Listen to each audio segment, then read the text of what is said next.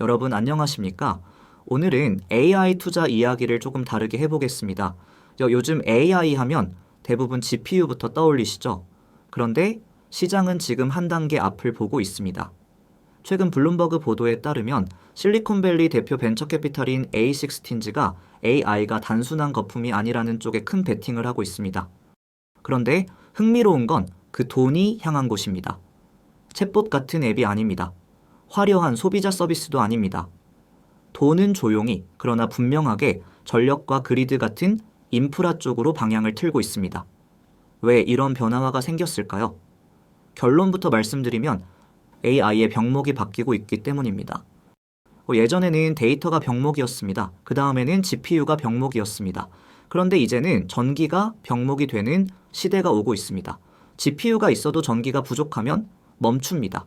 데이터 센터를 지어도 전력을 못 끌어오면 가동을 못합니다. 여기서 중요한 포인트가 하나 있습니다. GPU는 생산을 늘리면 어느 정도 공급이 따라올 수 있습니다. 하지만 전력 인프라는 다릅니다. 그래서 발전소를 짓는 데는 시간이 걸립니다. 그다음에 송전선을 까는데도 시간이 걸립니다.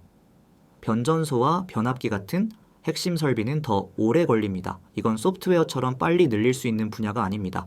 물리적인 한계가 있는 영역입니다. 그래서 벤처머니가 지금 전력 인프라로 향한다는 건 단순히 유행을 쫓는 게 아니라 병목의 실체를 본다는 의미입니다. 그리고 여기서 한 가지 더 중요한 흐름이 있습니다. 이제는 전력 확보만으로 끝나지 않습니다. 다음 단계는 효율 경쟁입니다. 같은 일을 하는데 전기를 얼마나 덜 쓰느냐, 이게 경쟁력이 됩니다. 그걸 한 문장으로 부르면 줄퍼 토큰입니다. 토큰 하나를 처리하는 데 드는 에너지. 쉽게 말하면 전기를 덜 먹는 AI가 더 강해지는 구조로 가고 있다는 뜻입니다. 그래서 요즘 시장에서는 전력과 효율 쪽에서 신생 유니콘이 탄생합니다. 대표적인 사례가 언컨벤셔널 AI입니다. 이 회사는 출범한 지 얼마 되지 않았는데도 시드 라운드에서 엄청난 규모의 투자를 받았고 기업 가치도 매우 높게 평가됐습니다. 시드인데도 왜 이렇게 큰 돈이 들어갔을까요? 겉으로 보면 과열처럼 보일 수 있습니다. 하지만 벤처 캐피탈의 논리는 단순합니다. AI 시장은 이미 현실이다. 성장은 멈추지 않는다. 다음 병목은 전력이다. 그리고 이제 전력 병목을 푸는 기술은 승자 독식으로 갈 수 있다. 그러니 일찍 그리고 크게 들어간다. 이 논리입니다. 그리고 A16 같은 투자기관의 특징은 유행을 쫓기보다는 병목을 겨냥한다는 점입니다. 단기 인기보다는 장기적으로 반드시 필요해질 곳에 돈을 둡니다. 자, 그럼 투자자는 이 흐름을 어떻게 담아야 할까요? 저는 이걸 세 가지 위험군으로 나누면 가장 실용적이라고 봅니다. 첫째는 보수적이면서 안정형인 스타일입니다.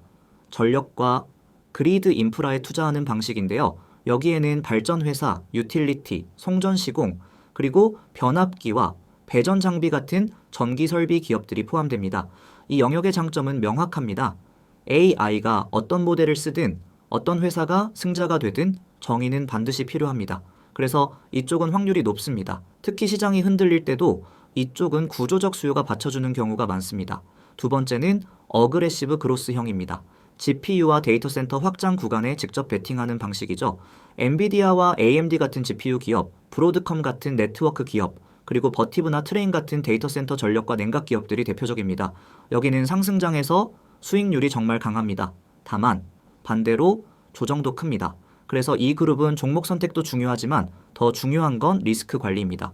좋은 주식을 고르는 능력보다 흔들릴 때 비중을 어떻게 가져가느냐에서 성과가 갈릴 가능성이 큽니다. 세 번째는 문샷형입니다.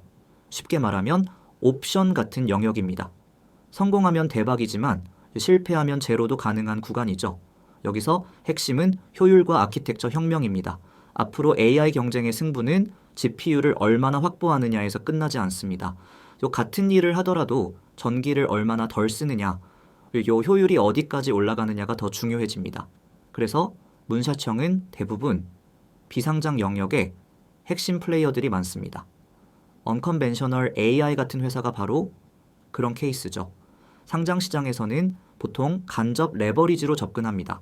아키텍처 방향성을 가진 기업이 있고 변동성이 크긴 하지만 온사이트 전력 혁신과 맞닿아 있는 기업도 있습니다. 하지만 문샷형에서 가장 중요한 룰은 분명합니다. 종목 선택보다 비중 조절이 전부입니다.